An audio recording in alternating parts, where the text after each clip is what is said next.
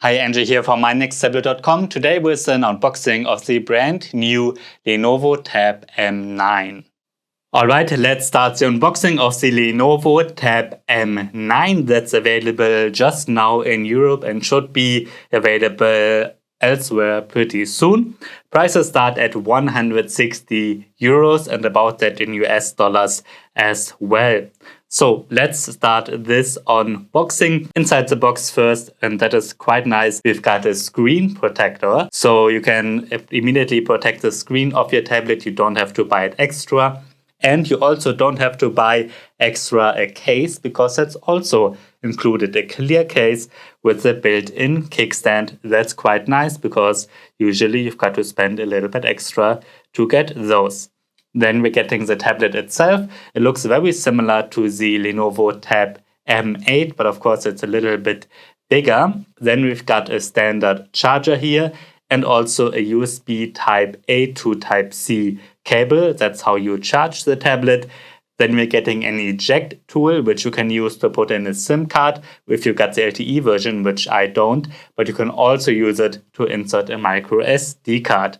And then we've got the standard paperwork stuff like a warranty guide and a quick start guide and so on.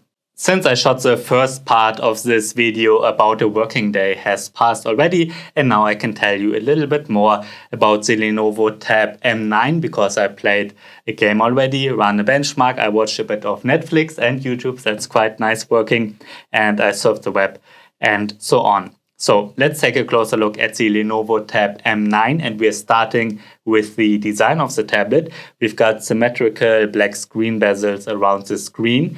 There's a 2-megapixel webcam, and there's no earpiece above the webcam, which means that I'm pretty sure that with the LTE version, you may be able to make phone calls, but you certainly cannot hold it to your ear like you can with a smartphone. So this tablet is probably not a great phone replacement. Then on the back, we're getting an 8-megapixel camera. And at first I thought we were getting a metal body, but I'm pretty sure that all of this is plastic. We're getting a nice design here on the back and the Lenovo logo. You cannot remove it. It's imprinted into the body. Then we're getting a speaker here and also a speaker on this side so that when you're holding it in landscape orientation, the sound comes from both sides. And actually the sound quality is pretty good and surprisingly loud. Obviously, the bass could be better and the speakers are not the best ever. Of course not, but they are surprisingly loud for such a small tablet, and you will certainly be able to watch a bit of YouTube and Netflix with it.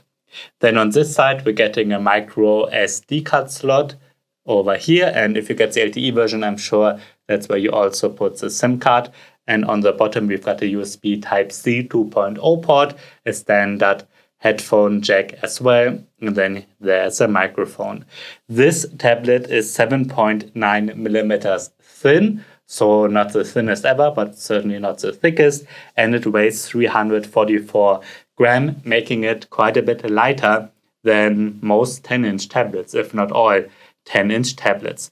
And you can see it here in a size comparison with the Amazon Fire HD 8 with an 8-inch display and pretty thick screen bezels, so the difference is not that huge. And you can also see it here next to the Lenovo Tab M10 Gen 3, which I reviewed very recently, and it's quite a bit smaller than that 10-inch tablet. So maybe 9 inches is quite a nice compromise between the two. So let's look at the 9-inch display. This is 9 inches, making it a bit bigger than normal 8-inch tablets and also a bit smaller than 10-inch tablets. Of course, the simple Apple iPad, the standard Apple iPad, used to have a 9.7-inch display for a very long time, but because that one was 9.7 inches and had a different aspect ratio and had pretty big screen bezels with the home button and so on, that one seemed quite a bit larger than this. You can hold it in one hand like this. I don't have very big hands, also not very small, like average size, I would say, and you can certainly hold it like this. This display is fully laminated and the viewing angles are good as well. It's an IPS display. So that's nice. That's 400 nits in brightness, making it bright enough to use in bright rooms and also outside in the shadow. But I would not use it at the beach to read something. It's a little bit too dark for direct sunlight. At least that's usually the case with 400 nits. And one downside I noticed is that the resolution is quite low at 1340 by 800 pixels.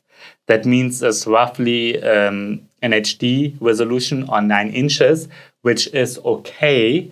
But when you hold it up to your nose to read something carefully, you can see that there's a little bit of pixelation on text and icons. It's not super sharp. Certainly not as sharp as your phone very likely is, even if you've got a very cheap phone.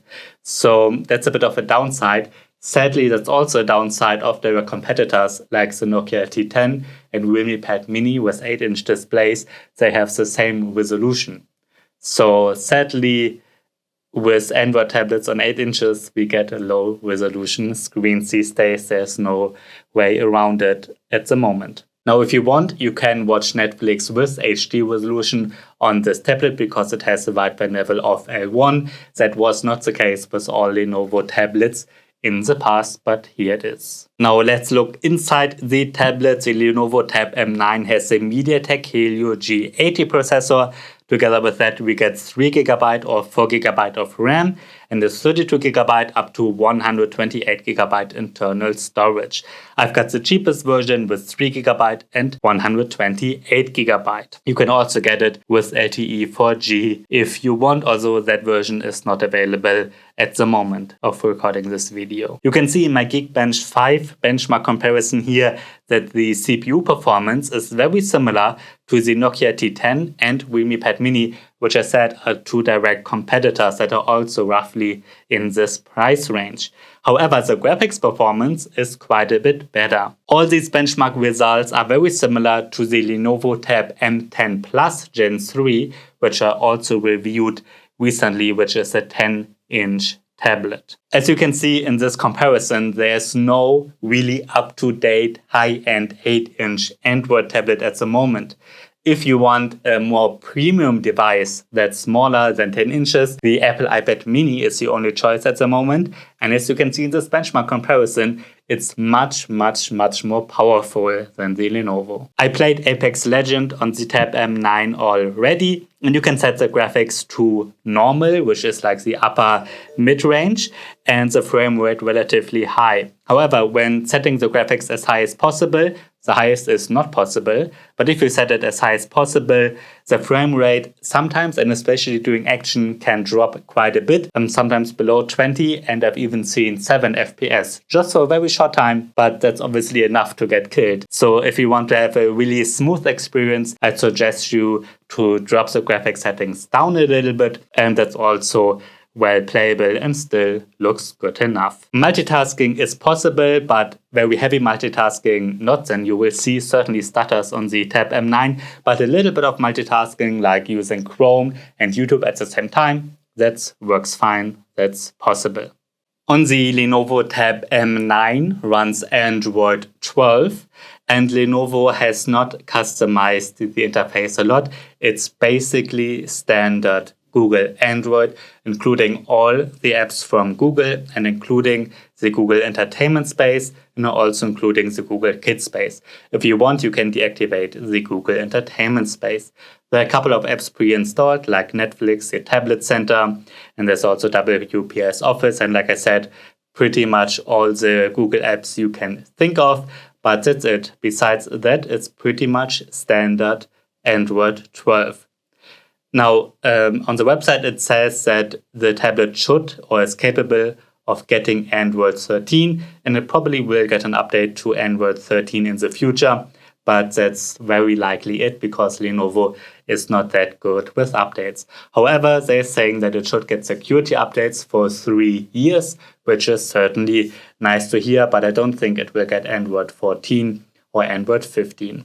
So the software, basically standard Android 12, which is fine. There are some things they're advertising. For instance, there's a reading mode, and you can turn it on and then select a chromatic effect, which is very desaturated, or a grayscale effect, which is basically a black and white mode. And these should make it easier for your eyes to read. And on 9 inches that you can hold like this in one hand, it certainly should be a nice ebook reading device. I will test that and read a little bit on it for my final review. But like I said, for direct sunlight, like an ebook reader with an e-ink screen, it certainly won't be able to really compete with that. Alright, that's my unboxing and first impression of the Lenovo Tab M9. This is not a final review. I still have to test the battery life. I have to play more games. I have to really use it as my daily device for reading, watching YouTube, listening to audiobooks maybe. And then you will hear from me in a couple of weeks. But my first impressions are pretty good. We're getting a nice display that certainly could be higher resolution, but sadly the competition does not have a higher resolution either, so we have to live with that. The performance is certainly fine, the graphics performance is a little bit better than its competition, and I like that we're getting Android 12 with probably one update, which is nice to see. So overall, yeah, nothing bad to say about it. Of course, it would be nice to get a full premium feeling metal body with the fingerprint scanner and so on, but this is a very cheap tablet and I don't expect to get that at around $160. So my first impressions are good, and let's see how it will hold up in my final review in a couple of weeks. Alright, that's been my unboxing and first impressions of the Lenovo Tab M9. If you've got any questions, write them down below. I'm Angel from mynexttablet.com. Thanks for watching and see you next time.